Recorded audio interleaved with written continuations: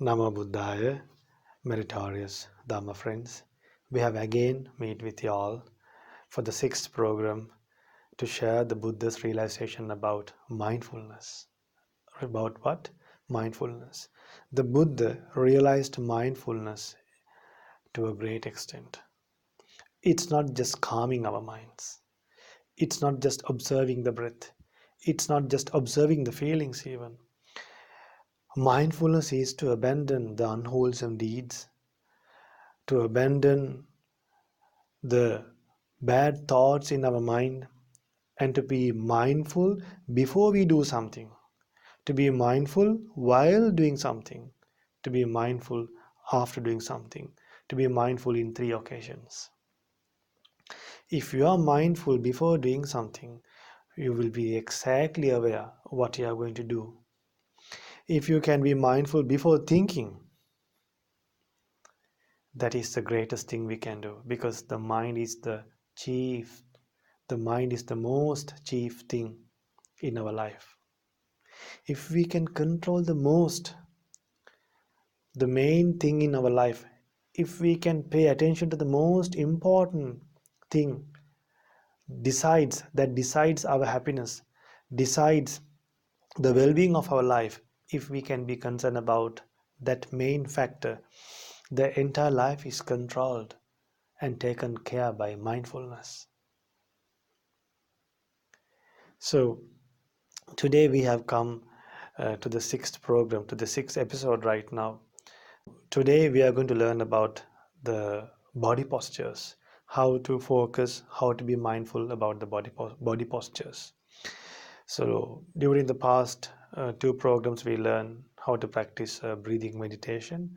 Now today we are going to learn the way to practice to live and to stay focused to the body postures. Because even in the last program I mentioned that we can't practice breathing meditation while jogging and running and while walking.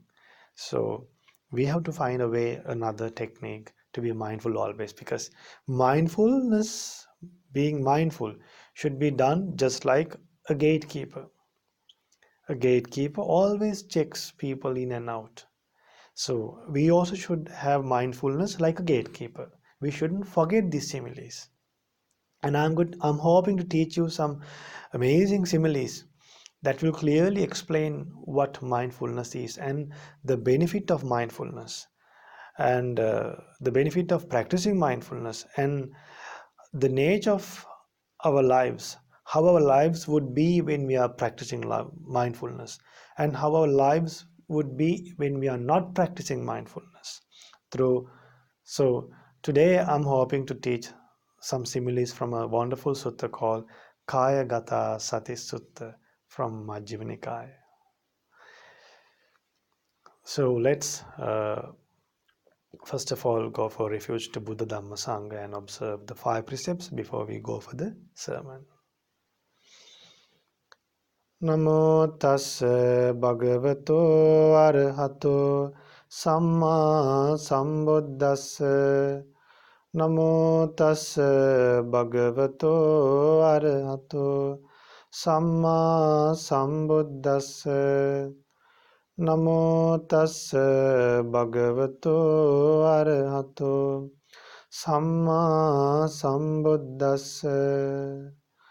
Buddhaṃ saraṇaṃ gacchāmi. Dhammaṃ saraṇaṃ gacchāmi. Sanghaṃ saraṇaṃ gacchāmi. Dutiyampi buddhaṃ saraṇaṃ gacchāmi. Dutiyampi dhammaṃ saraṇaṃ gacchāmi. Dutiyampi sanghaṃ saraṇaṃ gacchāmi. Tatiyampi buddhaṃ saraṇaṃ gacchāmi. Tatiyampi dhammaṃ saraṇaṃ gacchāmi. Tatiyampi sanghaṃ saraṇaṃ gacchāmi. sadhu, sadhu, sadhu. Now, the next responsibility, our next duty, our next task, or our next, what do you call it? The challenge is to not to observe. The challenge is to protect the five precepts. So remember, without controlling the body, speech, and mind, satipatthana will never develop. So through the precepts will help us to control the body and speech. So the mind is protected by mindfulness. And let's observe the five precepts now. Say after me. I observe the precept of abstaining from killing beings. I observe the precept of abstaining from stealing. I observe the precept of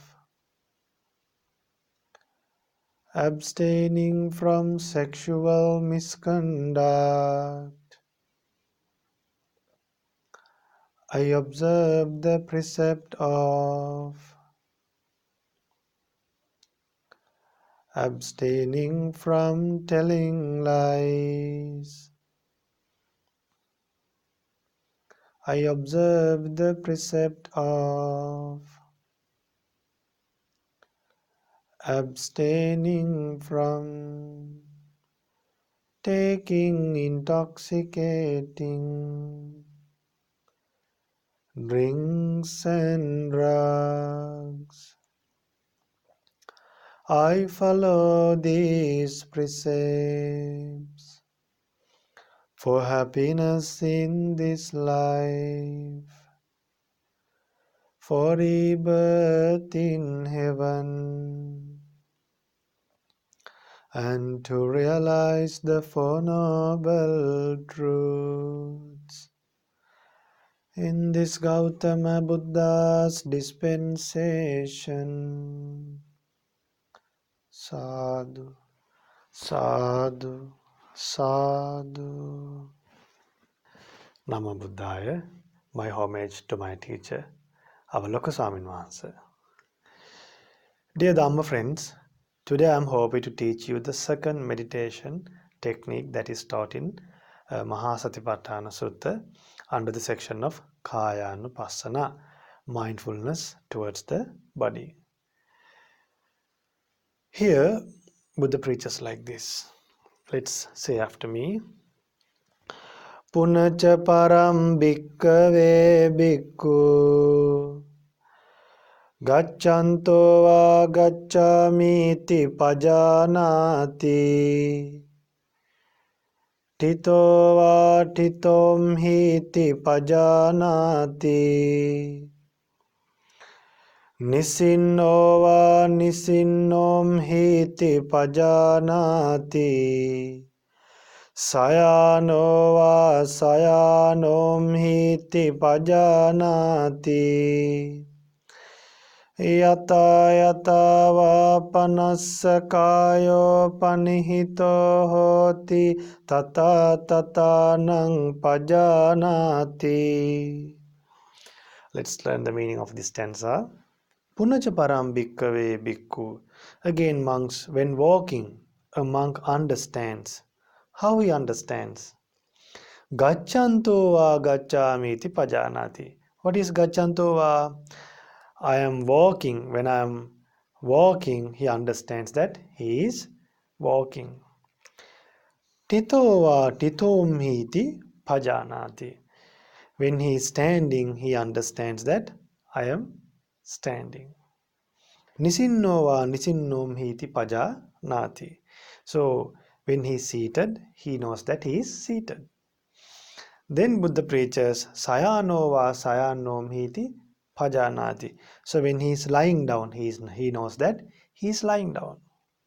Now, the problem is when some people are, after they lie down, they start wondering what they have done yesterday, what they did in the morning, the food that they ate, the friends they met, the bad friends they met, the people whoever scolded him. Start remembering and recollecting those things after lying down. After you lie down, don't think those unnecessary things. If you really want to go to the past, dear Dharma friends, if you really want to go to the past, go and think the good deeds you have done. Then at least the merit will get renewed again. The merit will get developed again. The merit will develop again, will increase. But then if you are thinking the unwholesome deeds that you have done and also what other people have done, is that you call mindfulness, that you should practice while you are lying down? No. And after you lie down, you think, oh, I owe this much. I owe that person. For what? If you owe people, what should you do? Work hard and pay them back. Just worrying, thinking those things, will it help you to pay them? Will it help you to pay back the people? No. So now we don't have to worry about the past. We have to worry about the future. Think about the future. There's a life after death. There's old age is coming like four rocks rolling towards you. Death is coming like four rocks rolling towards you. Diseases are coming towards you. Worry about those things. When you worry about those things, you will have to think about this mindfulness. You will have to find a way to escape from those things. At least to have a confident mind to face those problems in life. So when you are lying down, you should know that you are lying down, not other things. Then slowly, when you go to bed to sleep, first focus to the body postures. First focus to the body postures. Then you can spread loving kindness afterwards. Think, may all beings be well and happy. May all beings be well and happy. So sometimes while practicing loving kindness, you might go to sleep. Or else, again, when you come back to the body postures, when you're contemplating to the body postures, if you really develop that, you won't sleep. You will live understanding the blissful state by practicing the meditation object. If not, just because your mind is getting stilled and calm to a certain extent, that will help you to sleep peacefully rather than worrying on unnecessary things that you have done. So Buddhism is not just to sleep very well. Remember, these are the benefits that you experience before you attain the higher attainments in the path of Dhamma. We should be aware of those things.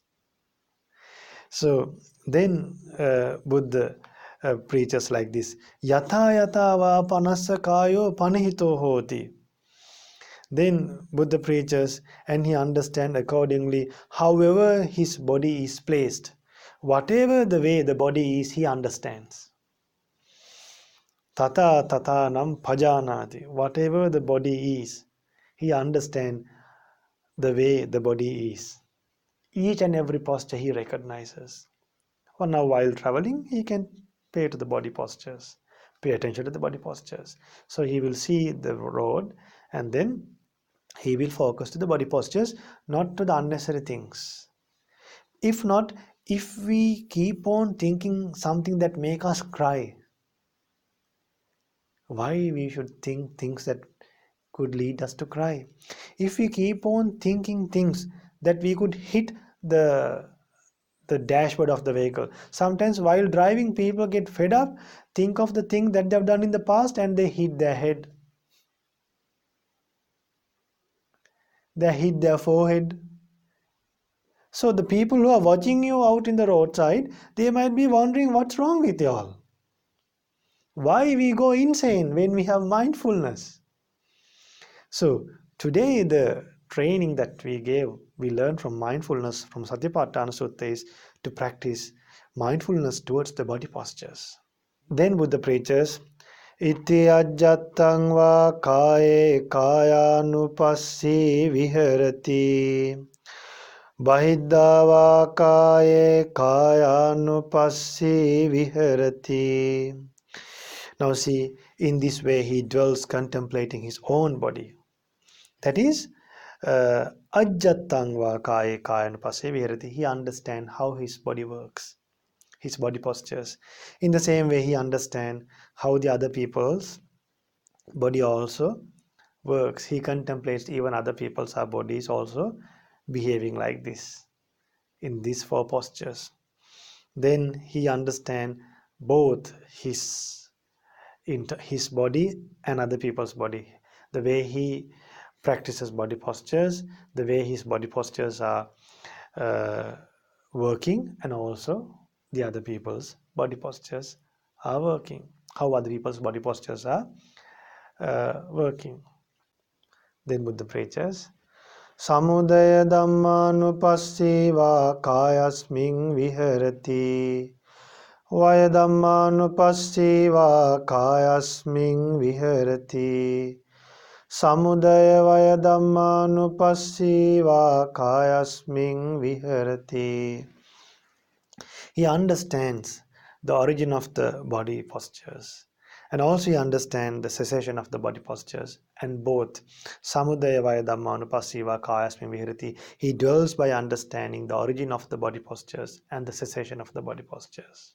He understands the true nature of the body postures. Then attikāyoti vā panasasati paccupattitāh hoti yāvadeva jnānamattaya patissati mattaya anisthitoca viharati naca kinci loke upadhyati. Then he understands the cause and effect theory, how these body postures are working, the origin of the body postures. He understands and he clearly sees the impermanence nature of the body postures. And then by understanding the non-self, how the body postures are not under our control, by understanding these things, he dwells with enormous mindfulness towards the body postures. How does he dwells? Mindfulness that there is a body is simply established in him to the extent necessary for higher knowledge and mindfulness. He dwelled independent and not clinging to anything in the world. What is that? Yāvadeva jnānamattaya patisati mattaya anisthitoca viharati naca kinci loke upadhyati. He dwells independent and not clinging to anything in the world. So that's what we expect by practicing, developing mindfulness towards the body postures. Now, listen, dear Dhamma friends. Today I am going to teach you some more similes to develop mindfulness in a great extent. Dear Dhamma friends, Buddha preaches in a sutta called Kaya Gata Sati Sutta. Buddha preaches, dear bhikkhus, if someone has not practiced mindfulness very well, if that is not established very well, if he is not practicing it again and again, always, what happens? He will get trapped by the Mara. He will get trapped by suffering. His mind will get overwhelmed with sadness, depression, anxiety, and all the disasters. Imagine the similes, what Buddha would have introduced to us. Dear, because it's like this. Imagine a person drops a huge stone, a big stone, a ball of stone, to a lump of clay. Imagine there's a clay ball. A person drops a piece of rock to a ball of clay, a ball made of clay. What happens? That ball of clay will get flat once the stone is dropped. In the same way, when we live without mindfulness, our life, our happiness is taken away by these distractive thoughts. It's like a person is dropping a huge rock to a clay ball. The clay ball gets flat. Then Buddha preaches, if a bhikkhu does not practice mindfulness towards the body, this will happen. What happens? Imagine there is a dry wood sapling. There's a dry piece of wood. Then a person tries to burn it. Immediately the wood will get burned. In the same way, when our mind is not developed with mindfulness, when our mind is not trained with mindfulness, when our mind is not taken care with mindfulness, what happens? Our mind will get burned by lust, anger, and delusion. Do we need that? No. Then focus to the body postures. Then Buddha preaches, dear bhikkhus, imagine there's a nice pot placed on a table, on a stand, but this pot is empty. A man drinks uh, a ball of water, maybe a container with water. Then what he tries to do, he tries to pour water to that pot. What happens? The pot will get the other empty pot will get filled by water. In the same way, when a person is not uh, developed with mindfulness, when a person's mind is not taken care by mindfulness, in the same way, when a person's mind is not developed with mindfulness, what happens? Unwholesome thoughts can penetrate his mind. So, the opposite of these similes I will teach in the next program and teach you the next meditation technique. So, today try to practice these wonderful similes in your life and practice Satipatthana to your life and realize the Four Noble Truths in this Gautama Buddha's dispensation. Sadhu, sadhu, sadhu. Namo Buddhaya.